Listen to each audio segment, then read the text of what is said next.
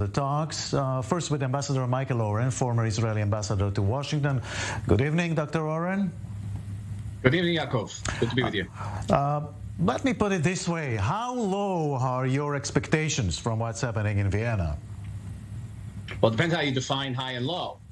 Low expectations of a breakthrough to a new agreement. High expectations that Israel's interests would be better met by a non-renewal of the JCPOA. Yeah. You know, we have seen at least 3 American presidents on record saying there will not be a nuclear Iran. Why Israel is not satisfied with this?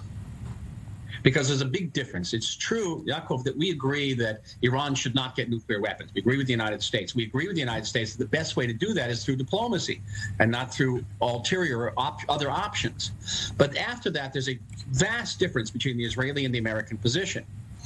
Americans say Iran will never get a bomb, but they do not say Iran will never not have the ability to get a bomb. It's known as threshold capacity. Threshold capacity is the ability of any country to make a bomb within a matter of weeks, perhaps even a matter of days. That's called threshold capacity. Japan has that capacity. It's called Japan-like capabilities, but of course Iran is not Japan. Iran is the world's largest state sponsor of terror and seeks our destruction. It's an existential threat to the state of Israel. Israel cannot coexist with Iran that has a threshold capacity. Think about this. Every time we went to war, say, against Hezbollah, the Israeli military would have to take into consideration the possibility that Iran would use that crisis as a way to break out and create a nuclear weapon.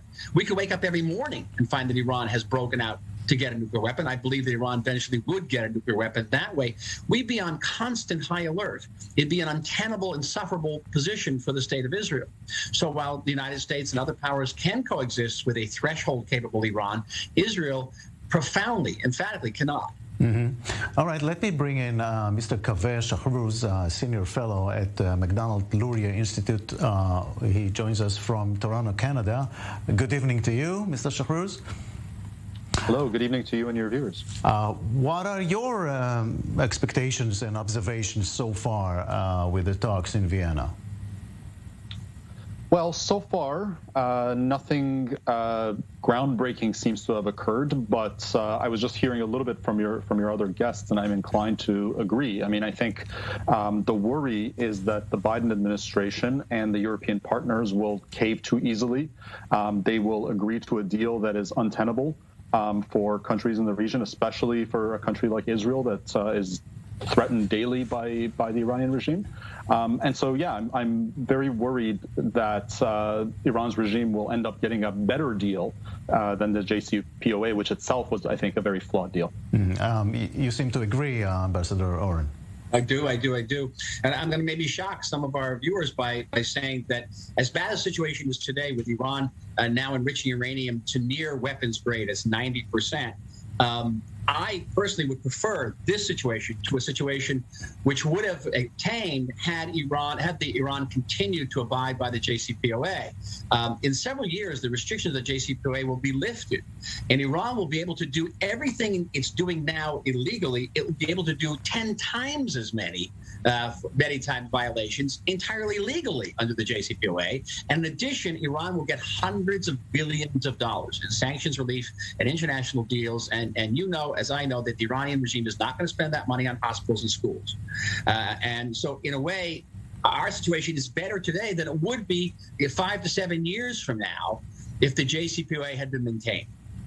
Mr. Shahrooz, you think the Iranians are stalling for time now in Vienna?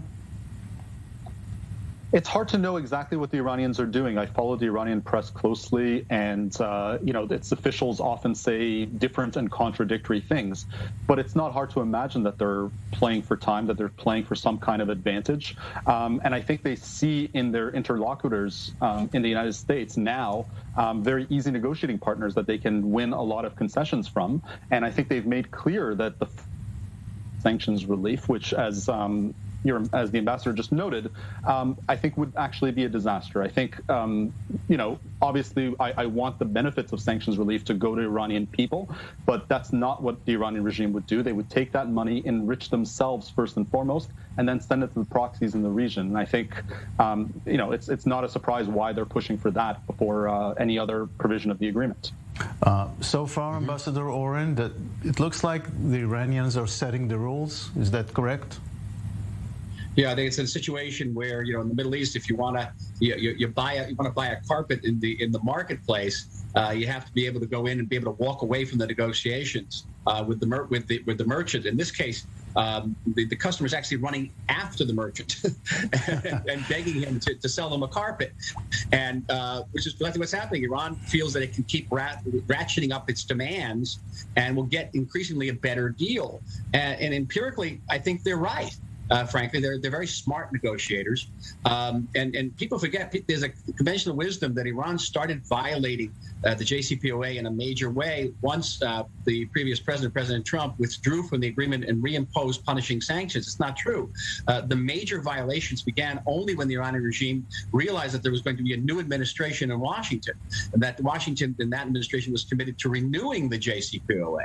So the more the Iranians ratcheted up the demands, the more they violated the agreement, the more this administration has basically run after the carpet merchant and said, please sell us the carpet. And so why should they stop now? Every day, a new violation. Every day, the chance for a better nuclear deal from Iran's perspective. Right. You agree, Mr. Shahrooz?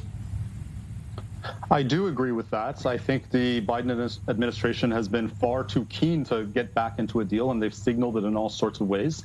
And I think, you know, the Iranians are, as Ambassador Oren was saying, they're happy to play for time. They will get a better deal. And also, I think what's also missing from these discussions is, you know, a deal that would actually be better for the Iranian people, who are really the first and primary victims of the Iranian regime. Okay, thank you for this. Please stay with us. We'll take a short break.